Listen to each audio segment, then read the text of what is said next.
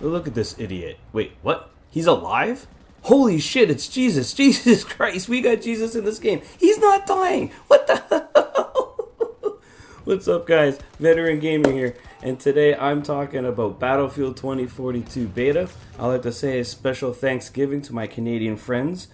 And let's just get right into it. Battlefield 2042 Beta came and gone. And I just wanted to give my thoughts and impressions after I collected my thoughts regarding this game. For starters, I played this game on PC with max settings. I also did briefly play a little bit on my brother's Xbox One X. Although I didn't capture any footage on the Xbox One, I can talk about it a little bit from what I experienced. And let's just get to the technical side of this game.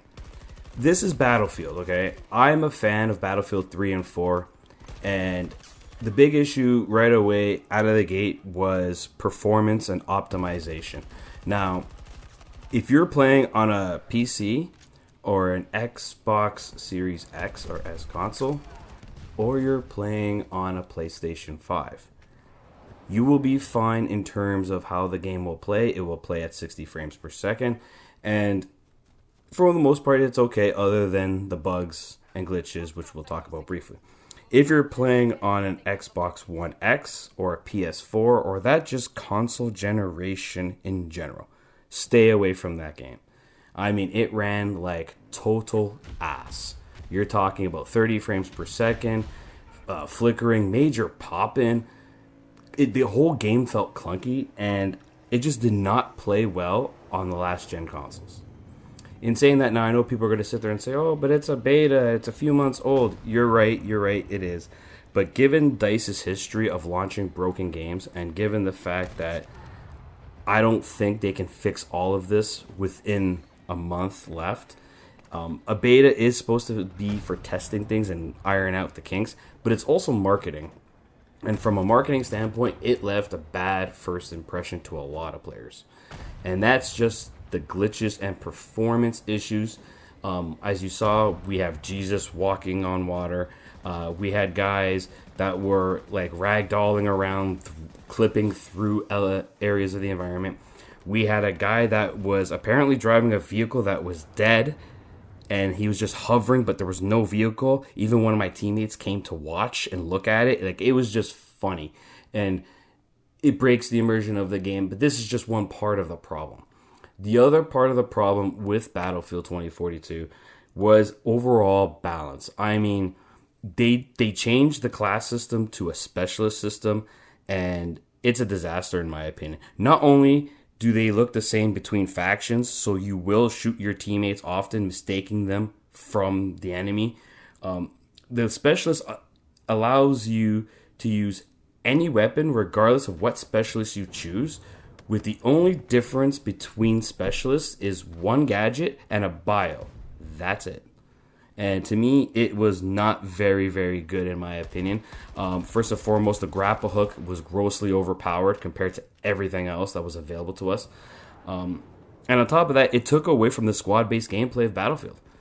Battlefield was supposed to be about squad gameplay. You know, one person picks support, one person picks recon, and you guys work within each other to complete objectives as well as to fill specific roles. That is all kiboshed in Battlefield 2042. It's basically all solo play. It plays a little bit more like Call of Duty. I don't like the slide. I don't like the fact that they took away from what realism was there.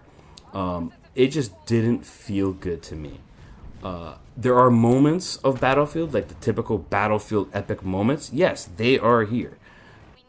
But when the balance of the game is way out of whack, specifically with the specialists and how they can use every weapon. I mean, everybody was using the AR. And if you weren't sniping, you were using the AR. Where previous Battlefields, if you're recon, you could use a sniper. If you were support, you used an LMG. And if you were like the assault, you got the AR. That's how it should be. So the teamwork and coordination aspect has been basically kiboshed, which I don't know why. Why would you take that away? That's what made Battlefield Battlefield, and you took it away. But yeah, it is like the issues. But when it comes to like what was good, what did I like about this? I know it feels like I'm shitting on it, but again, I like Battlefield 3 and 4. I'm not a hardcore Battlefield player, not really a fan of 5 and 1. But I do like Battlefield, and I'm looking forward to this one. But what I did like about it is obviously this game is pretty. This game is very, very pretty. It's a good looking game, especially on PC with max settings. It's a gorgeous game. On top of that, I like the idea of being able to change your attachments on your gun on the fly. I like that idea. It allows you to adjust your weapon based on the scenario at hand, and I do like that. But because of the lack of teamwork from the squads, I would hope that they can increase our ammo pools because it was brutal. What I do like as well is I like the environment effects. The tornado coming in, it was fun seeing it. It did affect the HUD, which I thought was cool how it glitched because that's what the weather would do. But overall, I wanted to like this more than I did. The lack of feedback in the game is a major issue. A lot of people complain about the HUD. I didn't have too much issue with the HUD personally, but I know a lot of people complain about the HUD, but I personally was okay with it. They do fill your lobby with AI bots if you don't have a full lobby.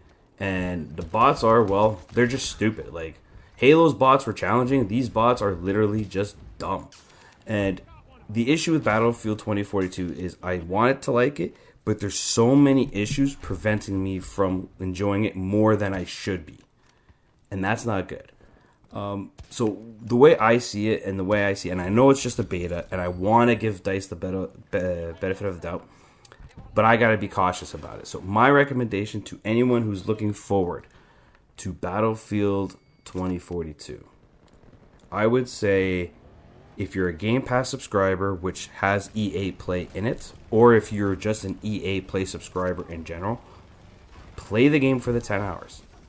Use that free trial to your advantage. Try Battlefield when it launches and see how it feels. And if you really like it, then buy it. Your progress will carry over anyway, so it won't be a waste.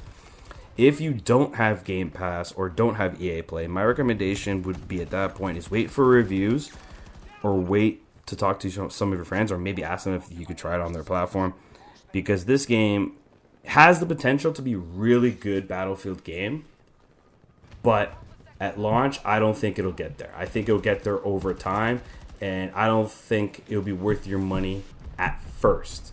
But we're going to have to wait and see. Well, I hope you guys liked the video. This is Veteran Gamer, and I hope to see you guys next time.